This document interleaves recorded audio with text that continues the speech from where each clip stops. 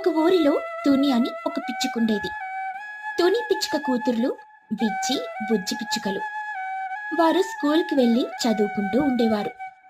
తుని పిచ్చుక అరటి పళ్ళ వ్యాపారం చేస్తూ ఉండేది. అమ్మా అమ్మా, రేపు స్కూల్లో ఫ్యాన్సీ డ్రెస్ పోటీ ఉందమ్మా. ఎలాగైనా నేనే గెలవాలి. నువ్వే మంచి డ్రెస్ కుట్టివ్వాలమ్మా.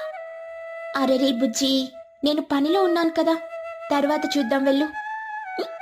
లేదమ్మా, నాకు నువ్వు ఎలాగైనా డ్రెస్ కుట్టివ్వాలి, లేకపోతే కుట్టద్దు అని బుజ్జి పిచ్చుక ఏడుస్తూ ఉంటుంది. బుజ్జి, నువ్విలా ఏడుస్తూ ఉంటే ఇప్పుడు విజ్జి వచ్చి నాకు కూడా కావాలంటుంది. అప్పుడు నేను నా పనంతా మానుకొని నీకు డ్రెస్సులు కుడుతూ ఉండాలి. పని మానేస్తే తిండి ఎక్కడి నుండి వస్తుంది చెప్పు? విజ్జి వాళ్ళ క్లాస్కి పోటీ ఏమీ లేదమ్మా, ఇది మా ఒక్క క్లాస్కి.